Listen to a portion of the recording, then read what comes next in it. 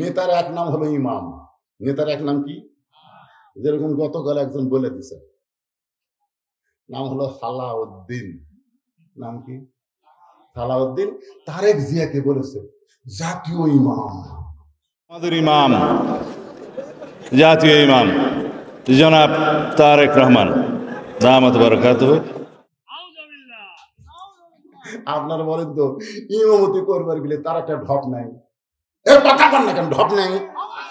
এই যে আমি ওয়াজ করবার আছি, এখানে প্রধান অতিথিরা যত বক্তব্য দেখ, মানুষ কিন্তু তার চেহারার দিকে তাকাবে না, কিন্তু প্রধান বক্তা বসার সাথে সাথে দেখবে দাড়ি ঠিক আছে কিনা, টুপি ঠিক আছে কিনা, হুজুরের জুব্বা ঠিক আছে কিনা।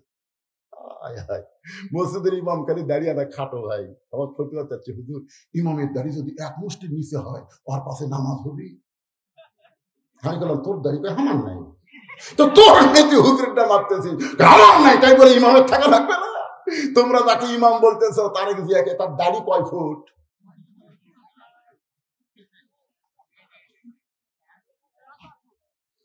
একটু মনোযোগ দিয়ে ফাজলামি করা যাবে না।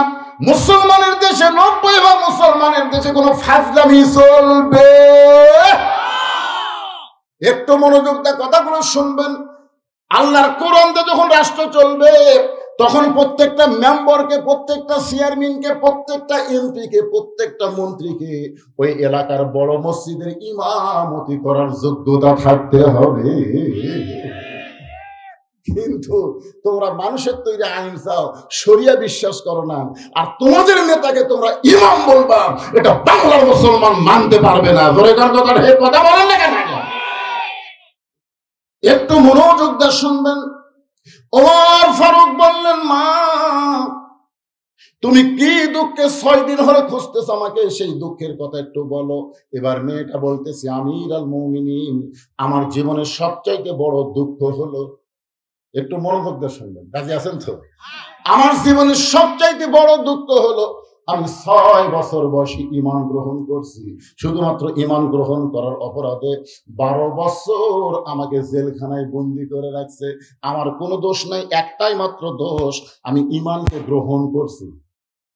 ঈমানের কলেমা পড়া এটা সহজ, কিন্তু ঈমানকে গ্রহণ করা এটা খুবই কঠিন। আমাদের বাংলাদেশের আল্লামা সাইদি হুজুর শুধু ওয়াজ করে নাই, বাস্তবে কোরআনকে গ্রহণ করার কারণেই বিনা অপরাধে তাকে 13 বছর জেলখানায় বন্দি করে রাখছে। দরকার কথা, আপনারা বলেন তো, আল্লাহর তদন্ত সত্য না হাসিনার তদন্ত সত্য? আল্লাহ কি তদন্ত করেছে? ইন্নামা ইয়াখশাল্লাহ মিন ইবাদিহিল উলামা। বান্দা সমূহের মধ্যে আলেম বান্দারাই আল্লাহকে সবচেয়ে বেশি ভয় করে, এই তদন্ত আল্লাহ করেছে। এখন বলেন তো, সাইদি হুজুর কি বড় আলেম না? তাহলে আল্লাহর তদন্ত আলেমরা ভয় করে কাকে? আরো জোরে কন্ডে ভাই, আল্লাহর কোরআনের সঙ্গে একমত হলে বলা লাগবে, আল্লাহর আলেম বান্দারা ভয় করে কাকে?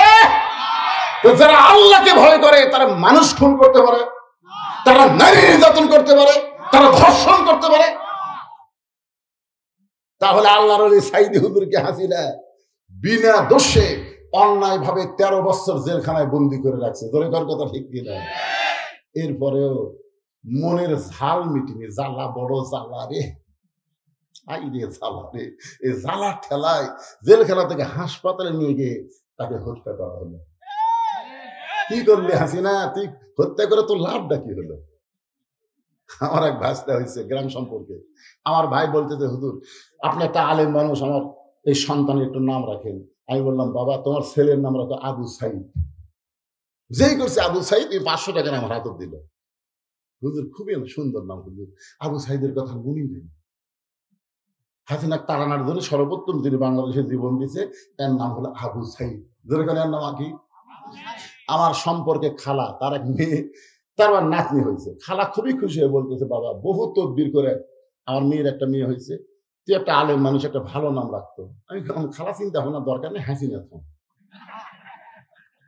সেই কষি হাসিনা। আমার খালা খালি গড় গড় গড় গড় করতেছে।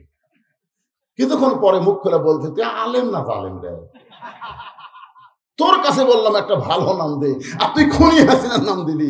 তার মানে বোঝা গেল সাইদি হুজুর কিয়ামত পর্যন্ত মানুষের অন্তরে মহব্বতের জায়গা নেবে, তুই হাসিনা ঘৃণা। দরকার কথা ঠিক কথা বাঁচিয়া থাকো, ওর নামে কেউ মেয়ের নাম রাখবে না অন্তত 50 বছর। ছেলের বউকে আপনারা কি বলেন? বৌমা। আমি রাজশাহীর বাগমারায় 3-4 বার বললাম ছেলের বউকে আপনারা কি বলেন? বৌমা। কিন্তু আমার পাশে সভাপতি আছে, এই কথা কয় না। আমি খালি চিন্তা করি কেন সবাই বৌমা কয়, সভাপতি কয় না কেন? আমি বললাম কে ভাই আপনার কি ছেলে নেই? যেরকম আমার ছেলে নেই, আমি জীবনে বৌমা পাবো না, কারণ আমার 3টাই মেয়ে। আপনি কি আমার দলে? তখন না হুজুর আমার 2 ছেলে বিয়ে দিছি। তো তাহলে আপনার তো 2টা বৌমা আছে, আপনি কথা কন না কেন ভাই? তখন বলে হুজুর আপনি যখন বৌমা বলতেছেন তখন আমার কলজে জ্বলে যাচ্ছে, কারণ 2টা বেটা বিয়ে করাছি, আমি বৌমা পাইনি। এই 2টা হলো বউ দরজা। এই বিয়ে করানোর পর থেকে ওরা বাড়িতে এসে আমার 2 ছেলেকে এমন বুঝ দেওয়া দিছে, এখন আমার 2 ছেলে আমার ছেড়া শহরে থাকে আর আমরা গ্রামত করে থাকি। আগে আমার ছেলে 2টা ভালোই আসলো, কিন্তু বিয়ে করার পরে কি মালদের পালো। আপনি যখন বলেন বৌমা তখন কলজাতে আঘাত লাগে হুজুর, আমি বৌমা পাইনি। আমি পাচ্ছি বউ দজ্জাল, ধরে কোন বউ কি। এখন আপনারা যারা বেটা বিয়ে করাছেন আপনারা কি মাল পাচ্ছেন, বৌমা না বউ দজ্জাল? এখন আর সবাই কথা চায় না, বেটার বউকে বলা লাগবে বৌমা।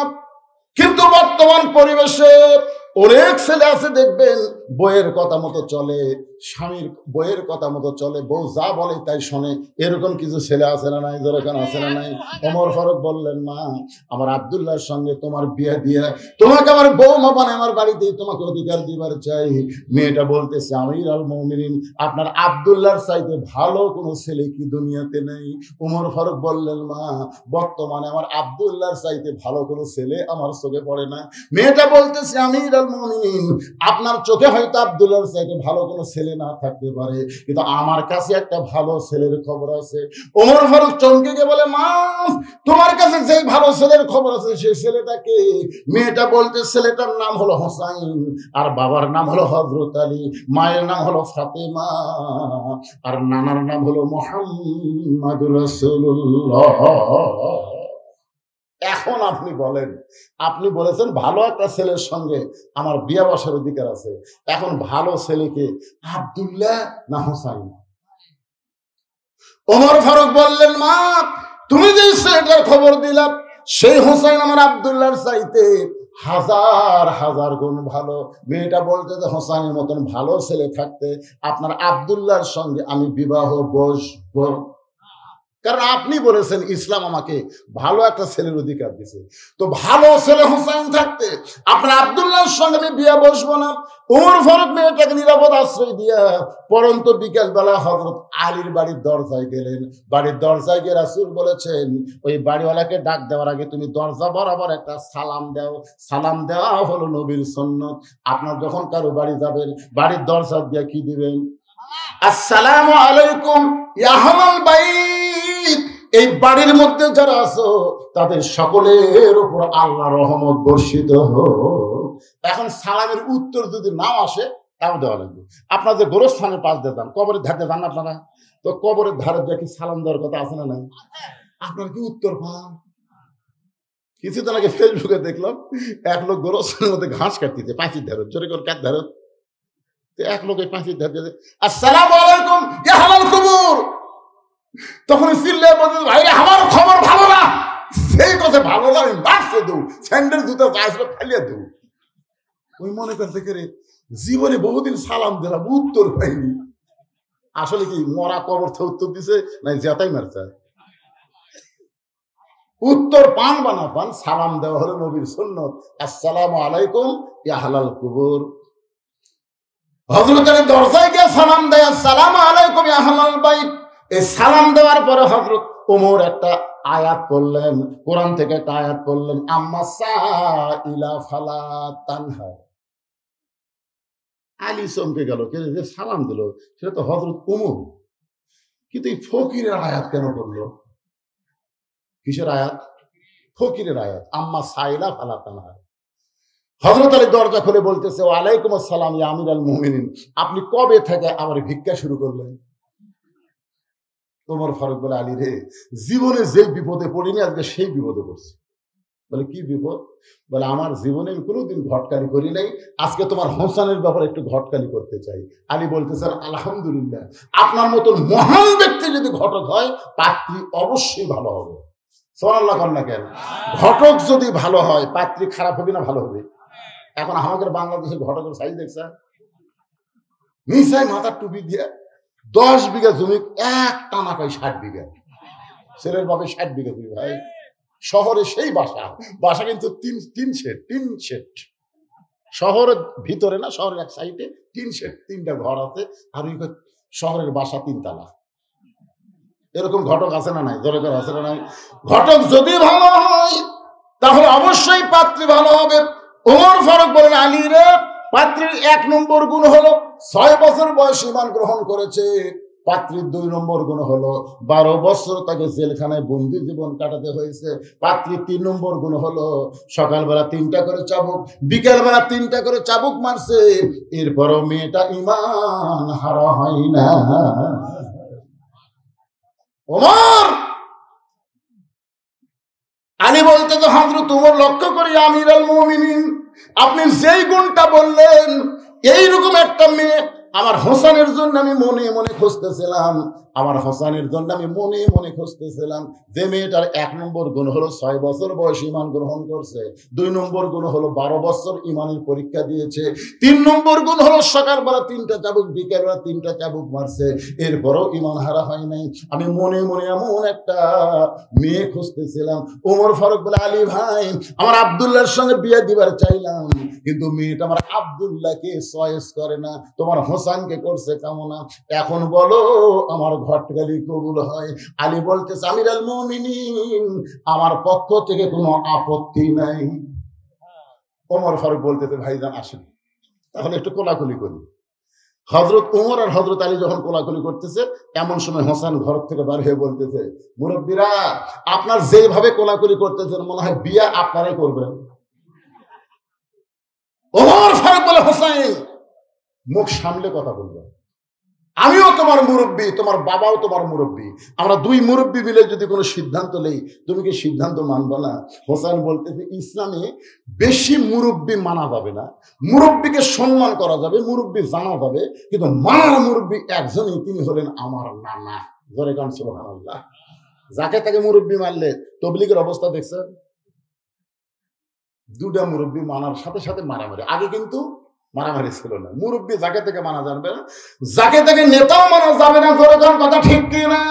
আল্লাহ কোরআনে বললেন, কুল, হে রাসূল আপনি বলেন, ইন কুনতুম তুহিব্বুনাল্লাহ ফাত্তাবিউনি ইউহিব্বুকুমুল্লাহ ওয়া ইয়াগফির লাকুম যুনুবাকুম ওয়াল্লাহু গফুরুর রহিম।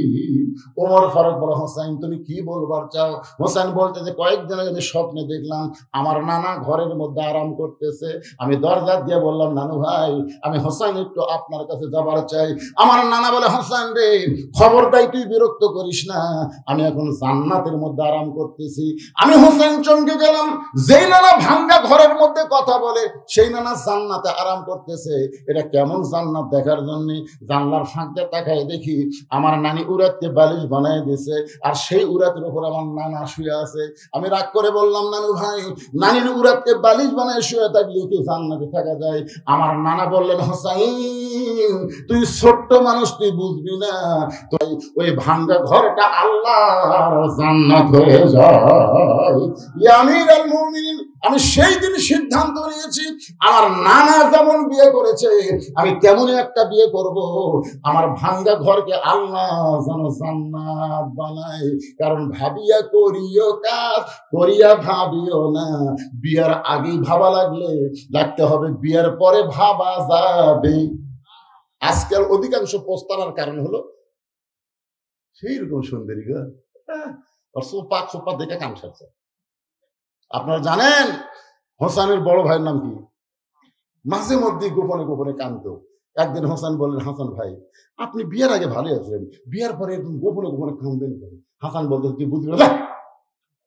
হোসেন বলে, না, একসাথে থাকছি, একসাথে নানার কাছে গেছি, একসাথে আমরা 2 ভাই বড় হয়েছি, কি জন্য আপনি কাঁদেন আমাকে বলেন?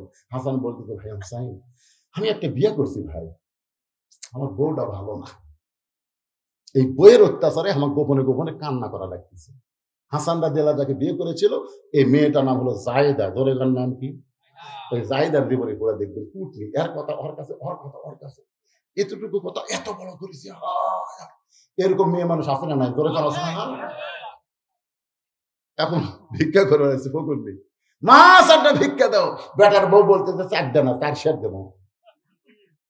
ফকুর নেই কে মা 4 সের দিবা কেন? শাশুড়ি আমার গাল দেয় অন্য বাড়ি পান খাবার কাছে, এই সুযোগে তুমি যাচ্ছে তোমার 4 সের দেবো, সংসার ঘুষে দেবো। কিন্তু ফকুর বেটি শর্ত হলো, এ কথা খান কাউরে কয়ে না, তোমার 4 সের চাল দিলে বেড়াতে কাউরে করে। ফকুর আমার কি ঠেকা বলতে পার, সারাদিন ভিক্ষা করে 2 সেরই পাই না, একবারই 4 সের দরকার নেই। কিন্তু ওই 4 সের চাল পায়া রাস্তাতে যাচ্ছে আর বলতেছে ওই বাড়ির বেটার বউ 4 সের চাল দিল, কাউরে গান করে না, আমার কি ঠেকা বলছে। এক লোক বলে ফকুরের বেটি কি হয়েছে, একলা একলা গল্প করে, ওই যে বাড়ির বেটার বউ গো আমাকে 4 সের চাল দিয়ে কইছে কাউরে গান করে না, কাউরে কমো না, জাকি ভাই তাকি জাকি ভাই তাকি। চিন্তা করে দেখেন, যেই ফকুরনি একটা ভোলার চাল সামলাবার পারে না, যার তারে কয় সেই ফকুরনি যদি বাংলাদেশ সামলাবার দেন, এই সামলাও পারবি? এর আগে যা হসে হসে, আর কোন ফকুরনি চলবি না। এখন থেকে ফকিরের হাতে বাংলাদেশ থাকবি। তোর কথা ঠিক। মেয়েদের দিন শেষ, সবাই বলবেন মরদের বাংলাদেশ, নারীদের দিন শেষ। মরদ মানুষ আপনার জোরে কর না কেন? আমার আগে দ্বিতীয় বক্তা ওয়াজ করে গেল কোরআনের আয়াত দিয়ে, আর রিজালু কাওয়ামুনা আলান নিসা, পুরুষেরা উপরে থাকবে, নারীরা তলে থাকবে। এটা কি আমার কথা না আল্লাহর কথা? জোরে কার কথা? এখন জ্বালা জ্বালানি অস্থায়ী ঘর বানাচ্ছে ওই পদ্মার চর, মাছ ধরে বিক্রি করে। হঠাৎ একদিন উঠছে ঝড়, চাটাইয়ের ঝড়, 1 ঘন্টা হয়ে যায়, ঝড় থামে না, ধুলা বাড়ি এমন ভাবে উঠতেছে, জ্বালাটা এমন পেশাব লাগছে। জানেনি বলতেছে ইন্নাল্লাহ মাস সাবিরিন, ধৈর্য ধরেন, দরজা খোলা যাবি না, বালু এসে সব মারে দেবে। যারা ইন্নাল্লাহ মাস সাবিরিন করতেছে কিন্তু পেশাব বুঝতেছে না। এই নারী যতই পড়ি খালি কটকট করে, ঘরের কোনাত করি, বউকে না এত বড় মানুষ ঘরের কোনাত পেশাব করবে, দুর্গন্ধ লাগবে। যারা স্বামী কয় তাহলে কি করবো, বউ বলতেছে একটা কাম করেন, আপনি আমার কান্দর চড়েন, সেটা উপরে তালায় কাটে আপনার যন্ত্র মোতাবেক একটা স্যাপ করেন। বউয়ের কান্দর চড়া স্বামী যন্ত্র মোতাবেক স্যাপ করে পেশাব করছে, 1 ঘন্টা হয়, ঝড় থামে না। বউ বলতেছে আমার তো লাগছে তো, স্বামী বলতেছে স্যাপ করাই আছে, খালি উঠবো আর কাম সারবো, তো নতুন করে স্যাপ করা লাগবে। এবারে বউ স্বামীর কান্দে চড়ে পেশাব করে, একটা পেশাব ভেড়া যায় না ভাই, সব বুক ভিজে যায়। স্বামী চিল্লা পেশাব করিস কোন জায়গা, পড়ে কোন জায়গা। বউ কই মরার স্বামী জানো না, সব জায়গায় সমান অধিকার চলে না। বলে কোন কথা ঠিক না, সব জায়গায় সমান অধিকার চলবি? একটু মনোযোগ দিয়ে শুনবেন মা, আপনি যখন মা হবেন তখন আপনার দাম বাবার চাইতে বেশি, কারণ মায়ের পায়ের তলি সন্তানের জান্নাত। আলহামদুলিল্লাহ বলেন। যে কথা বলতেছিলাম একটু খেয়াল করেন। হোসাইন বলতেছে আমিরুল মুমিনিন, বিয়ে যদি করতে হয় আমার নানা যেমন বিয়ে করছে, আমি কেমন একটা মেয়েকে বিয়ে করতে চাই। ওমর ফারুক বলতেছে হোসাইন, আমি যে মেয়ের ঘটকালি করতেছি এই মেয়েটা ভালো হবে, তোমার নাইনের মতোই হবে। হোসাইন দৌড়ে গিয়ে বাবার হাত ধরে বলতেছে আব্বা আপনি বলেন তো আমার মা আপনার কেমন বউ, আমার মা আপনার কেমন বউ ছিল বাবা, আপনি যেমন বিয়ে করে আপনি খাতুনের জান্নাত পাচ্ছেন। সুবহানাল্লাহ বলেন। আমার মা হচ্ছে খাতুনের জান্নাত, আপনার দুনিয়ার বাড়িটাও জান্নাত। আমার নানা যেমন বাড়ি জান্নাত করছে আমিও তেমন একটা বিয়ে করতে চাই। ওমর ফারুক বলেন হোসাইন আমি যে মেয়ের ঘটকারি করতেছি বাবা এই মেয়েটাও ভালো। হোসেন বলতেছে আমিরুল মুমিনিন, আমি সেই মেয়েকে বিয়ে করব যে মেয়ে আমার 3টা প্রশ্নের উত্তর দিবার পারবে। ওমর ফারুক বলে বাবা কি 3টা প্রশ্ন? হোসেন বলতেছে আমি যাকে বিয়ে করব তার সামনেই প্রশ্ন করব, অন্য কাউকে কোনোদিন প্রশ্ন শোনাবো না। ওমর ফারুক বলে আলী রে, হোসেন যে 3টা প্রশ্ন করবে তোমার কি জানা আছে? আলী বলতেছে জীবনের প্রথম শুনলাম। ওমর ফারুক বলে যে প্রশ্ন তো উত্তর তুমি জানো না, প্রশ্নই জানো না। আমি ওমরও শুনি নাই, তাহলে মেয়েটাকে আপনি উত্তর দিবে? ওমর ফারুক কাঁদতে কাঁদতে মেয়েটার কাছে গিয়ে বললেন মা আমার আব্দুল্লাহকে বিয়ে কর মা, তোর জীবন শান্তিময় হবে। মেয়েটা বলতেছে আমিরুল মুমিনিন খালি একটা বার বলেন আপনার আব্দুল্লাহ হোসেনের চাইতে ভালো, তাহলে আমার কোনো আপত্তি নাই। ওমর ফারুক বলতে যেটা নয় সেটা কেমনে বলবো? মেয়েটা বলতেছে আপনি কিন্তু বলেছেন ইসলাম আমাকে ভালো ছেলের সঙ্গে বিয়ে বসার অধিকার দিয়েছে, তাহলে হোসাইন ভালো থাকতে উমরকে আব্দুল্লাহকে কেন বিয়ে করব?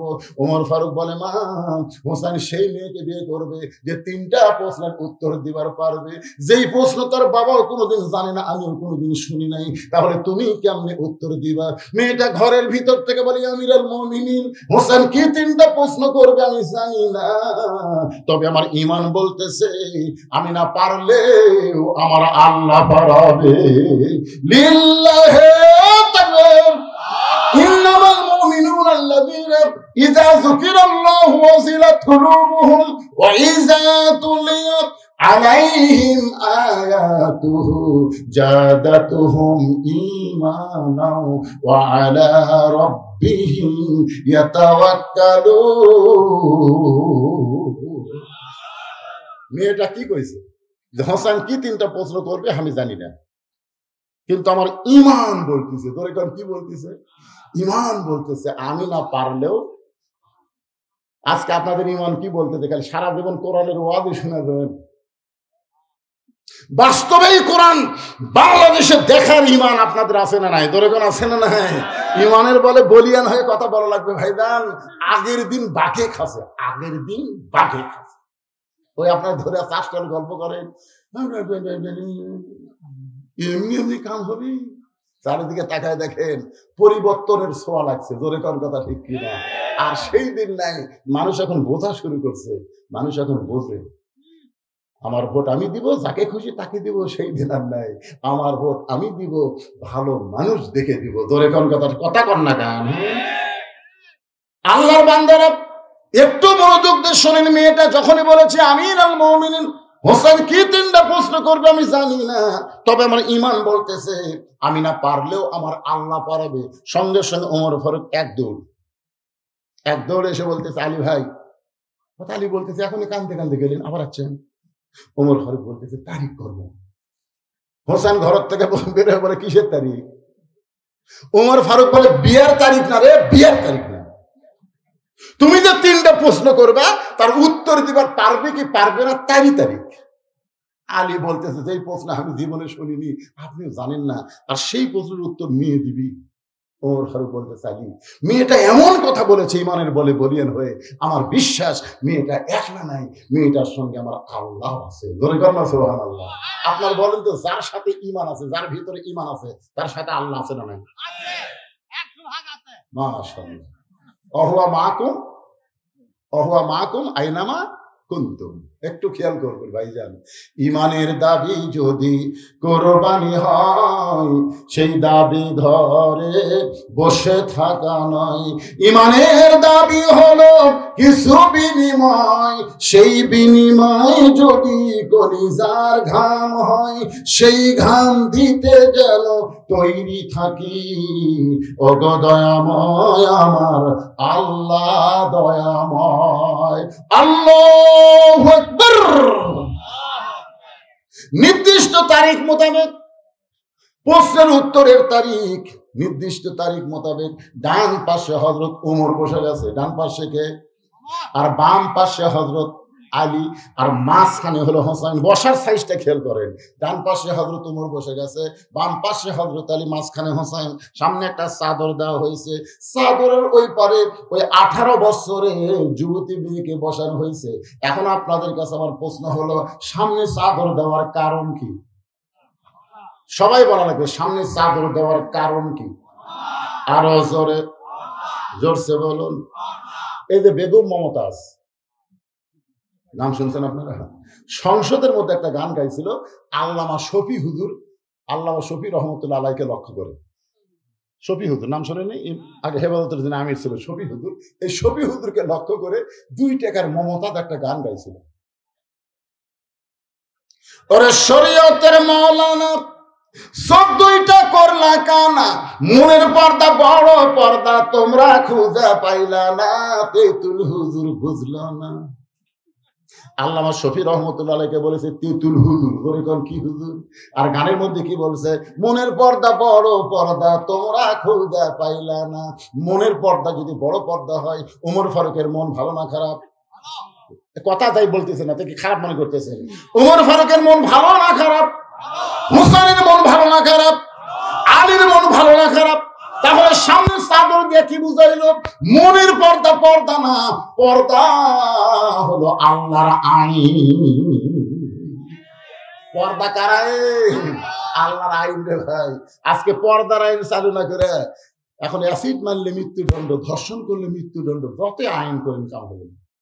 কারণ ঘরের মধ্যে শুটকি মাছ রেখে বিড়ালের উপর আইন দিচ্ছেন, শুটকি খালে 20টা ব্যাত মানো, কিন্তু দরজা খোলা থাকছে। বিড়াল এসে দেখবি কে রে, লাখ টানবি, আর ঘরের দিকে যা দেখবি দরজা খোলা, যায় দেখে খাটের তলে পাতিলে ঢাকনা নাই। আপনার বলেন তো বিড়াল 20 মিনিট টাইম পাবি? ওই 20 মিনিট ছাড়াই শুরু করবি। এই 20 মিনিট ছাড়া শুরু করেছিল শেখ মুজিবুর রহমান। শহীদ প্রেসিডেন্ট জিয়াউর রহমান এসে ধর্ম নিরপেক্ষতাকে লাথি মেরে বিসমিল্লাহ শুরু করছে। ধরেখান কথা ঠিক কিনা? আজও বাংলাদেশে তারা বিসমিল্লাহর বিরুদ্ধে, বুঝবেন তারা আল্লাহ নবীর বিরুদ্ধে। কথা কন না কেন ভাইজান? কিছু নাস্তিক আমাদের দেশে আছে না নাই? শহীদ প্রেসিডেন্ট জিয়াউর রহমান ইসলামের মূল মন্ত্র নিয়ে 30 বছর বাংলাদেশকে খেদমত করেছেন। খেদমত করেছেন তিনি, খেদমত। তার পোশাক আশাকে চালচলনে কেউ বলবে না সে ছিল প্রেসিডেন্ট, সে ছিল খাদেম। দুনিয়া থেকে যখন বিদায় নিলে তখন তার ভাঙ্গা সুটকেসে পাওয়া গেল জায়নামাজ আর আল্লাহর কোরআন। সুবহানাল্লাহ। আমাদের সরকারি মোস্তাফিজুর রহমান সাহেব প্রিন্সিপালকে আমরা প্রশ্ন করেছিলাম, হুজুর তিনি আল্লাহর ওলি, আল্লামা নবীউল্লাহ হুজুরকে, হুজুর শহীদ প্রেসিডেন্ট জিয়াউর রহমান সম্পর্কে আপনার মন্তব্য কি? তিনি 1 মিনিট শুধু কাঁদলেন আর কাঁদলেন, কাঁদার পরে চোখের পানি মুছে বললেন, বাবা শহীদ প্রেসিডেন্ট হলেন হযরত ওমর ফারুকের সিমটম। আজকে যারা বিএনপি করেন শহীদ প্রেসিডেন্ট জিয়া রহমানের আদর্শ আদর্শ বলেন, কিন্তু তাকে তো আপনার মানেন না। জিয়া রহমান তার শাসনাবলী কোনোদিনও একটাবারও রাজাকার রাজাকার শব্দ উচ্চারণ করেননি, কারণ তিনি যাকে প্রধানমন্ত্রী বানাইছিলেন তিনি ছিলেন পিস কমিটির লিডার শাহজিদুর রহমান। জনগণ কথা ঠিক কিনা? খালেদা জিয়া 91 সালে যখন সরকার গঠন করলো তখন তাকে প্রেসিডেন্ট বানানো হলো, তার নাম কি? আব্দুর রহমান বিশ্বাস, 1 নম্বর রাজাকার। আজ পর্যন্ত তারেক জিয়া যত ভাষণ দিয়েছে রাজাকার শব্দ একটা বড় মুখ দিয়ে উচ্চারণ করেনি, কিন্তু এই শালা চামচেরা 2 টাকার দিকে তাওয়াছে কথাই কথাই রাজাকার বাংলা। চিন্তা করে দেখেন, এত বছর কাদের সঙ্গে কাঁধ মিলে জামাত, বিএনপি সহ অন্যান্য দল হাসিনার বিরুদ্ধে আন্দোলন করেছে। দরকার কথা ঠিক কিনা? একই আলুর বাজারের মধ্যে এক বাগরত বিএনপি ভাই শুয়ে আছে, আর এক বাগরত থাকবে। আমার বলতে হুজুর আপনি কি ঠান্ডা লাগছে? ভাই রে আমার ঠান্ডা একটু ভিড় লাগছে, ওর কম্বল আমাকে। 2 ভাই আমরা একই জায়গা ছুটে থেকে হাসিনার বিরুদ্ধে আন্দোলন করছি। আর শালা কি হলো এই 24 আগস্টের পরে, হায় হায় কেউ আর কাউকে দেখতে পারে না। শোনেন, জামাত বিএনপি যদি এইরকম শত্রুতা শুরু করে দেয়, যে কোনো সময় হাসিনা আবার ঠুস করে ঢুকবি।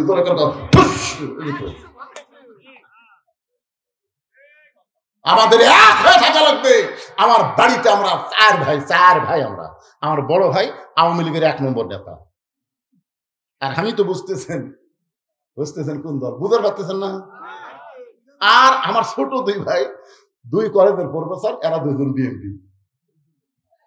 যখন আমার মা আমাদেরকে খাবার দিত, আমার মাছের মাথা দিত আমার মা, হুজুর মানুষ। তখন আর বড় ভাই আমার ফাইনটি বসে খা খা, পুলিশ ঘুরতেছে খা খা। মানে আমার বড় ভাই পুলিশ ঘুরলি মনে করে আমাকে ধরবে যাচ্ছে, আওয়ামী লীগ করে তো।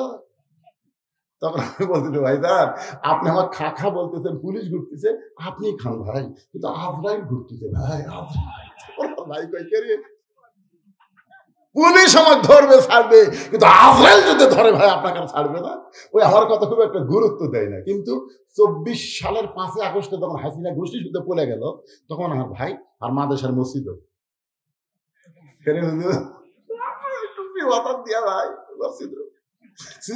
দেখা গেল আমার বড় ভাই মসজিদে। আমি বাইরে সালাম দেওয়া খবর কি? তওবা পড়া ভাই, তওবা পড়া। কিসের তওবা? জীবন আওয়ামী লীগ করবো না রে। যার মেম্বার থেকে প্রধানমন্ত্রী পর্যন্ত বলে যায় এই দল আর করবো না ভাই, তওবা পড়া রে, তওবা পড়া। কি মনে করতেছেন ভাই? আমাদের এক থাকা লাগবে। দরকার কথা ঠিক কিনা? সবাইকে এক টাকা লাগবে। এই হিংসা করবেন না। আল্লাহ তাকে সম্মান দেবে, তিনি সেখানে সম্মান পাবে। আমাদের মধ্যে কোনো হিংসা নাই, মিলেমিশে ফ্যাসিল মুক্ত করেছি। আর এই শেখ হাসিনার গোষ্ঠী আবার যেন সামনে আসতে না পারে, এ সজাগ আমাদের হওয়া দরকার আছে না? দরকার আছে না? একটা ডোজ দিয়ে দিল আর কি ফুল ডোজ আছে। আলহামদুলিল্লাহ, মিলেমিশে থাকবার রাজি আছেন সবাই? আলহামদুলিল্লাহ। একটু মনোযোগ দিয়ে শোনেন। পর্দা হলো আল্লাহর আইন। যখন পর্দা কার আইন?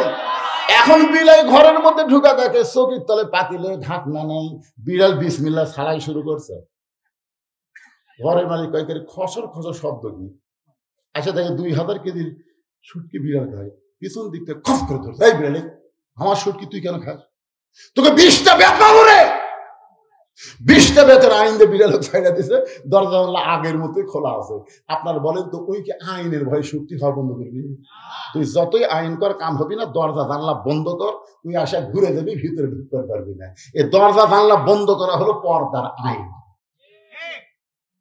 আমার মা বোনদের জন্য পর্দার আইন কোরআনে যেটা আছে এইটা চালু করার দরকার আছে না? দরকার আছে না?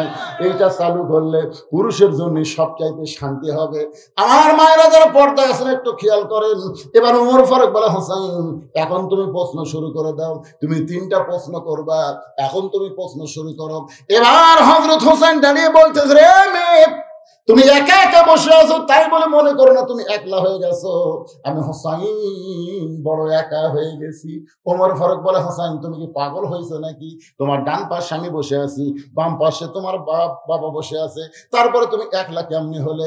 হোসেন বলে, মেরে আমার 2 পাশে 2জন মহামানব বসে আছে, এরা শুধু দেহ নিয়ে আমার পাশে বসে আছে, কিন্তু মনে মনে মনে মনে তোমার পক্ষ নিয়েছে। আপনার বলেন তো ওমর ফারুক কার পক্ষে? ওমর ফারুক কার পক্ষে? হযরত আলী কার পক্ষে? কিন্তু বসে আছে। এখান থেকে বোঝা গেল বিয়ার আগে ছেলের বউ বাপের জন্য দেখাও যায়। বিয়ার আগে ছেলের বউ বাপের জন্য যা, বেটার জন্য তাই। বিয়ার আগে আমি কত বলতেছি, বিয়ার আগে আমার এলাকার মুরব্বী 19টা দেখেছে। হ্যাঁ বলতে হুজুর এ পর্যন্ত 19টা দেখলাম, কিন্তু পছন্দ হচ্ছে না। আমি বললাম, কে ভাই এই বুড়া বয়সে আবার বিয়ে করবেন? আপনি কি করেন হুজুর? আমার জন্য নয়, আমার ছেলের জন্য। তো ছেলের জন্য আপনি কিভাবে দেখেন? লাগা ফেরা দেখি হুজুর, হাত এরকম হাত লাড়ে। মা, ও মা দেখি তোমার চুল কেমন? মা চুলও লাড়ে, হাতও লাড়ে, গালও লাড়ে, লেড়ে লেড়ে সারা বুড়া লুচ্চা হয়ে গেছে। ওই আরো লাগবি, তোর ঘর কথা ঠিক কিনা? আরো লাগবি। বুড়া বয়সে কি করবি? অনেকে বলে না হাসিনারও স্বামী নেই, মোদিরও বউ নেই, কিন্তু বুড়া বয়সে কি করবি? আপনারা করবেন।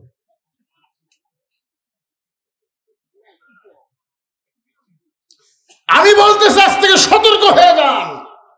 বিবাহের আগে ছেলের জন্য যা, বাপের জন্য তাই। হযরত আলী উমর এই পরে বসার কারণ হলো ওই মেয়েটার কাছে তারা যাওয়ার পারবে না। জোরে বলেন কথা ঠিক কিনা? ওমর ফারুক বলে, হোসেন এখন তুমি প্রশ্ন শুরু করো। এবার হোসেন বলে, রে মেয়ে, আমার 3টা প্রশ্নের মধ্যে 1 নম্বর প্রশ্ন হলো আমার মাকে তুমি জানো আমি কোন মায়ের সন্তান? হযরত আলী চমকে উঠছে, কারণ আমি বাবা হোসেনের সঙ্গে বসে আছি, আর হোসেন বাপের কথা না বলে মায়ের কথা কেন বলতেছে? আসলে মায়ের কথা বলার কারণ হলো বাবা আনন্দে মাতিয়া সাগরে ভাসাইয়া সেই যে চইলা যায় খবর লয় না। মাজন ধরে উদরে কতই যতন করে, 10 মাস পরে পায় প্রসবের বেদনা। এমন দরদি ভাবে কেউ হবে না আমার মা গো। ইমাম গাজ্জালি বলেছেন, একটা ভালো সন্তান যদি তোমরা পাবার চাও, একটা ভালো মা লাগবে। মা যদি ভালো হয় তাহলে সন্তান আল্লাহর ওলি হয়ে যাবে। পেটে বাচ্চা আছে, সঙ্গে সঙ্গে আল্লাহ মায়ের মাসিক বেড়া বন্ধ করে দেয়। কি জন্য দেয়?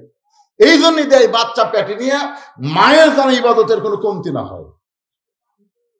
পেটে বাচ্চা নিয়ে মা রুকুর থেকে সেজদাত গেছে, ফেরেশতা বলে, আল্লাহ দেখো তোমার বাচ্চাকে নিয়ে তোমার বান্দি যখন রুকুর থেকে সেজদাত গেছে, বাচ্চাদের পেটের মধ্যে কুকুর মারছে। আল্লাহ রুকুর থেকে যে সেজদাত গেছে এটি সাপ খাচ্ছে। আল্লাহ আল্লাহ গায়ে সাক্ষী থাকে, ফেরেশতা সাক্ষী থাকে, যেই মা পেটে বাচ্চা নিয়ে নামাজ পড়তেছে, এই মা শুধু নিজে নামাজ পড়তেছে না, পেটের বাচ্চাকেও নামাজি বানায় দিচ্ছে। ধরে কেউ সুবহানাল্লাহ।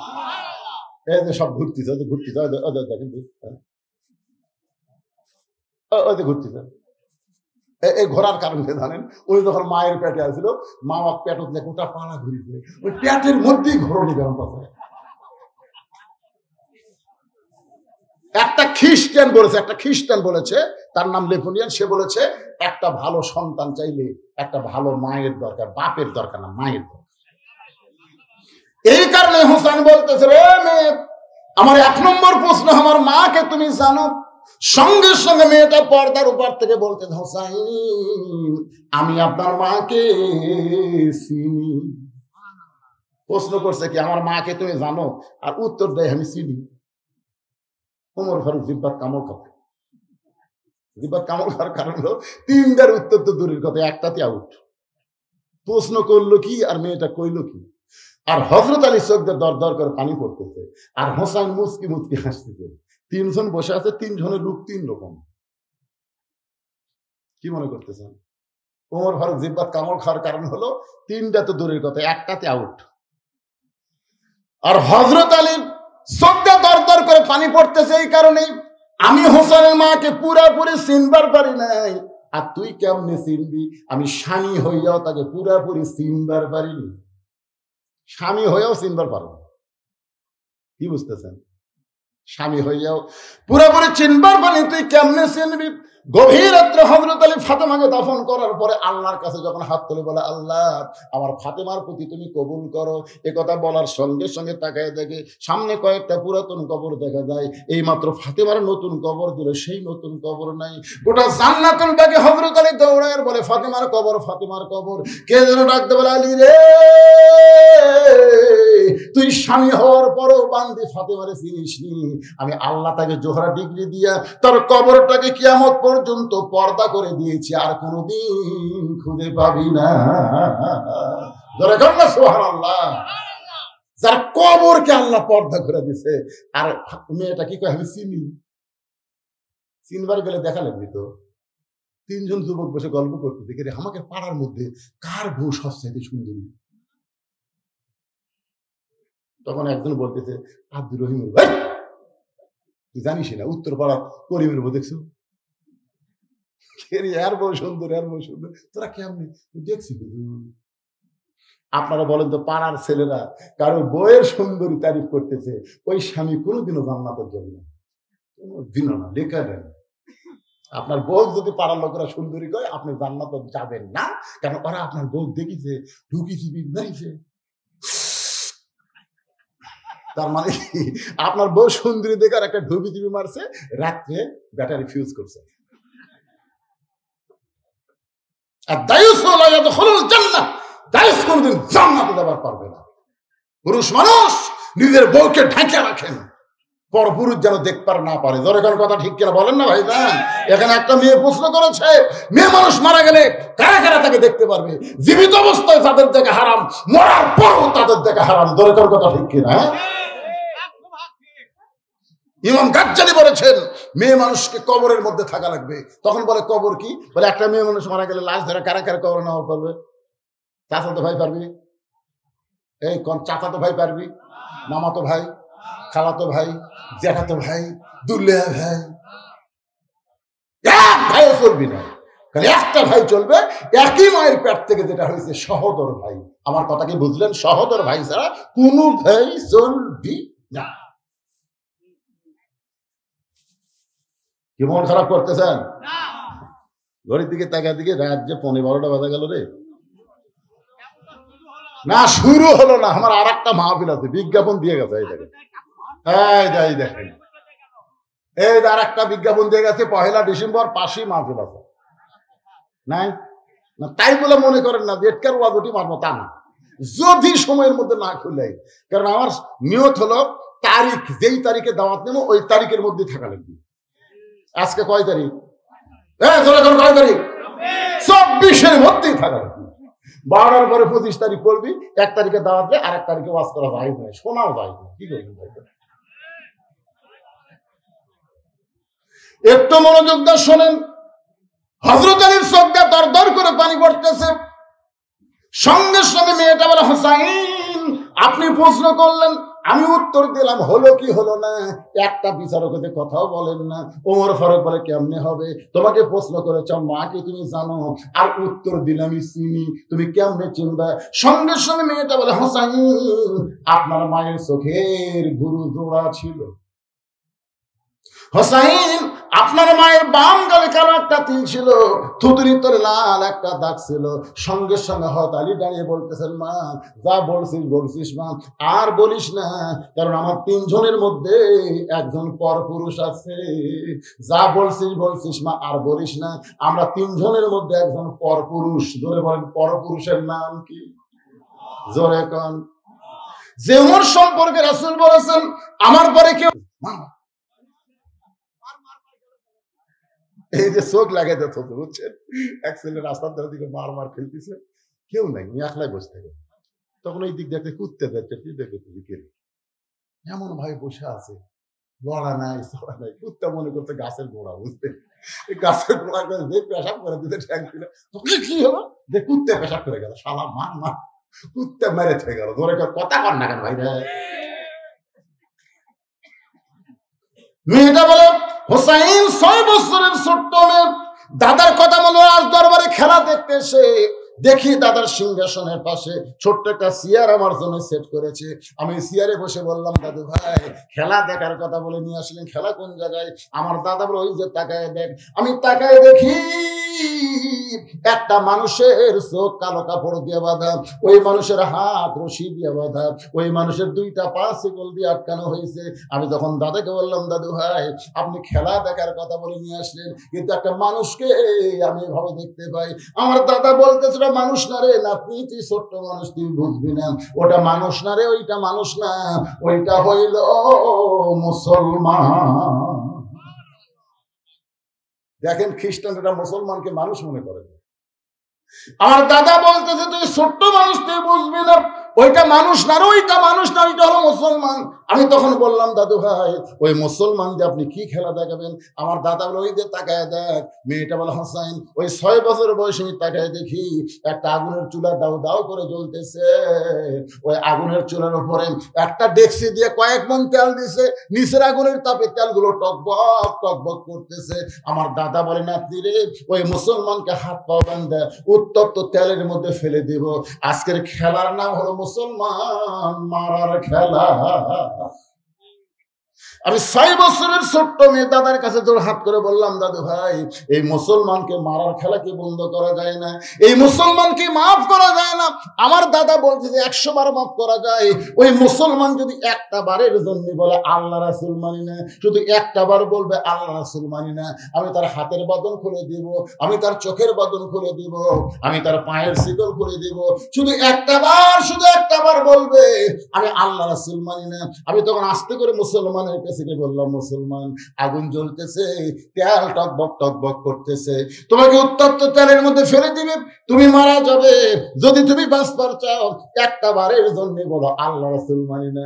মুসলমান চোখ বন্ধ অবস্থায় মুখ খোলা অবস্থায় বলে, মেয়েরে তুমি বলতেছ মুসলমান একটা বার আল্লাহ রাসূল মানি না বললে আগুনের চুলা থেকে তোমার দাদা আমাকে বাঁচাই দিবে। কিন্তু মুসলমান ঈমান গ্রহণ করার পরে তার কলিজার মধ্যে তাসদিক মিলছে না। কলিজার মধ্যে যখন ঈমান ঢুকে যায়, ওই মুসলমান প্রয়োজন হলে গোটা দুনিয়া ছাড়বে, কিন্তু এক মুহূর্তের জন্য আল্লাহ রাসূল ছাড়বে না। দরকার হলে ফাঁসির মঞ্চে যাবে, কিন্তু রাষ্ট্রপতির কাছে বাঁচার দরখাস্ত লিখবে না। বলে কথা কথা বল না। এরকম মুসলমান বাংলাদেশে দেখেননি? উকিল দিয়ে বলতে, স্যার তাহলে রাষ্ট্রপতির কাছে একটা দরখাস্ত লেখেন, রাষ্ট্রপতি যদি দয়া করে আপনাকে মাফ করে তাহলে ফাঁসি আর হবি না। তখন আসামি খালি মুচকে মুচকে হাসে। উকিল কয়ে, স্যার হাসুন কে? হাসার কারণ হলো তোমার কথা শুনে। তুমি যখন বলতেছে রাষ্ট্রপতির কাছে দরখাস্ত লিখতে, কেরে পাগলা, এরকম 3টা রাষ্ট্রপতি ক্ষমতার থাকা অবস্থায় মরছে রে। শেখ মুজিবুর রহমান, জিয়াউর রহমান, জিল্লুর রহমান, যারা ক্ষমতার থাকতে মরে যায়, তাদের কাছে কোনো ইমানদার জীবন ভিক্ষা চাই না। কথা কর না কেন? জীবন ভিক্ষা চাই? উকিল বলতে স্যার এই গোয়ারকির করার কারণে আপনার ফাঁসি হবে, আসামি বলতেছে ফাঁসি হবে কিন্তু আমার মৃত্যু হবে না। অন্যায় ভাবে কাউকে যদি ফাঁসি দেওয়া হয় ফাঁসি দেখতে পাবা, কিন্তু আল্লাহ তাকে কি করে শাহাদাতের মর্যাদা দিয়ে জীবন দান করে দেয়। ধরে কোন সুবহানাল্লাহ। ওয়ালা তাকুলু লিমান ইউকতালু ফি সাবিলিল্লাহি আমওয়াতুন বাল আহয়াউ ওয়ালাকিন লা তাশউরুন। সঙ্গে সঙ্গে আমার দাদা বলতেছে, রে সৈন্যরা আর দেরি করা যাবে না, ওই মুসলমানকে হাত পা বাঁধা তেলের মধ্যে ফেলে দাও। আমি তখন বললাম, দাদা ভাই আমি তাহলে চলে যাই। আমার দাদা বলতেছে, খেলা দেখার কথা বলে তোরে নিয়ে আইছি, খেলা না দেখলে যাবার দিব না। জোর করে আমার হাতটা ধরে থাকলো আর মুসলমানকে আগুনের চুলার দিকে নিয়ে যাচ্ছে। আমি দেখি মুসলমান একটা বারো পেছন দিকে টান খেলতেছে না, আগুনের চুলার দিকে বীরের মতন হেঁটে হেঁটে যাচ্ছে। ধরে গান সুবহানাল্লাহ। এক সময় আগুনের চুলার কাছে তেলের কাছে যখন মুসলমানকে নিয়ে গেল, আমি তখন দাদা আমার বাম হাত ধরে আছে কারণ আমাকে যাবার দিচ্ছে না। আমি ডান হাত দিয়ে চোখটা এভাবে ধরলাম, একটা জীবন্ত মানুষকে মেরে ফেলবে এই দৃশ্য আমি দেখতে পারবো না। 6 বছরের ছোট্ট মেয়ে। আমি যখন ডান হাত দিয়ে চোখ বন্ধ করেছি, এমন সময় মধুর একটা কলেমা আমার কানের মধ্যে ঢুকলো, লা ইলাহা ইল্লাল্লাহু মুহাম্মাদুর রাসূলুল্লাহ। মেয়েটা বলে, হোসাইন ওই কলেমা শুধু কানের মধ্যে ঢোকে নাই, আমার কলিজার মধ্যে যখন জায়গা পাইছে আমি তখন হ্যাঁসকা টান মারলাম। হ্যাঁসকা টান মারা তাকায় দেখি ওই মুসলমানের দেহ আগুনের তেলের মধ্যে পড়তেছে, কিন্তু দেহ আগুনের তেলের মধ্যে পড়ার আগেই ওই খাঁচার ভিতর থেকে কে যেন পাখিরা ধরে সসম্মানে ছাইড়া দিল, একটা সবুজ রঙের বাগানে উড়াল দিয়ে চলে গেল। মুসলমানের দেহ পড়লো চুলায়, কিন্তু ভিতরের পাখি কোনো চুলার মধ্যে পড়ে নাই। ওই পাখিটা উড়াল দিয়ে যখন চলে যায়, আমি এক দৌড়ে মায়ের কাছে গিয়ে বললাম, লা ইলাহা ইল্লাল্লাহ মুহাম্মদ রাসূলুল্লাহ। আমার মা বলতেছে, তুই না তোর দাদার সঙ্গে খেলা দেখতে গেলি, এই মুসলমানের কলমা কোথায় পাইলি? এই কলমা যদি তোর মুখে থাকে মা, তোর দাদা তোকে মারবে, তোর বাপ তোকে মারবে। আমি তখন বললাম, মা এই কলমাওয়ালারা কোনদিন মরে না। নিজের চোখে দেখলাম মা, খাঁচা যায় চুলার মধ্যে কিন্তু পাখির কোনো মৃত্যু হয় না। আমি এক দৌড়ে এসে দেখি আমার দাদারা সৈন্য নিয়ে আনন্দ করতেছে আর বলতেছে মুসলমান মরে গেছে, মুসলমান মরে গেছে।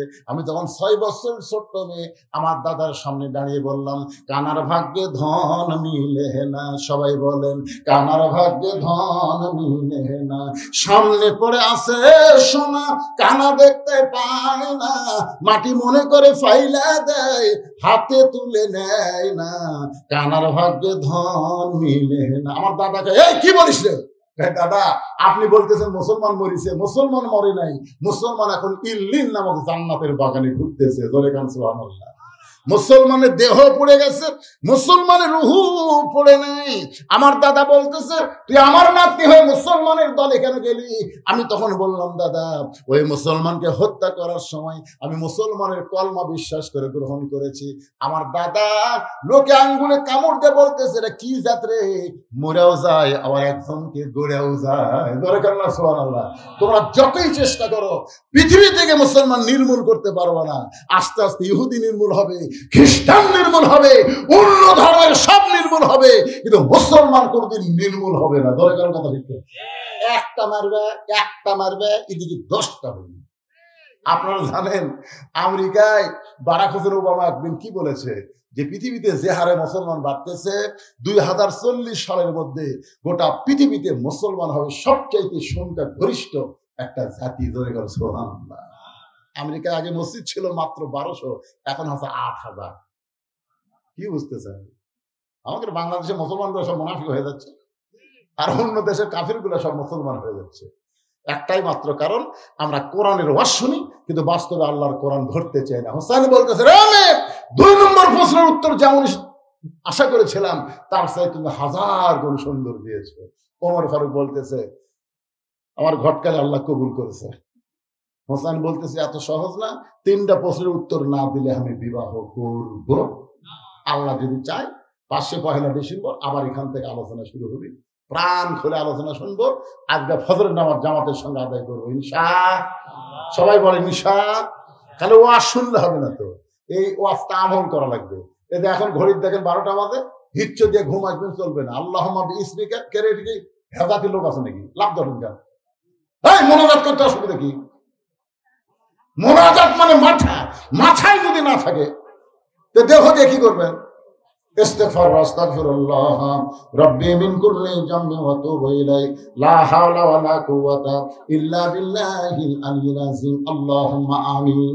আল্লাহুম্মা আনতাস সালাম ওয়া মিনকাস সালাম তাবারাকতা ইয়া যাল জালালি ওয়াল ইকরাম। আল্লাহ, তোমার যুবকেরা কষ্ট করে মেহনত করে হাজার হাজার টাকা খরচ করে আজকে তাফসীরুল কোরআন মাহফিল লাগাইছে। আল্লাহ, আল্লাহ মেহেরবানি করে এই যুবকগুলো আজকের মাহফিল আয়োজন করেছে, সব যুবকগুলোকে আল্লাহ তুমি 5 ওয়াক্ত নামাজি কবুল করে নাও।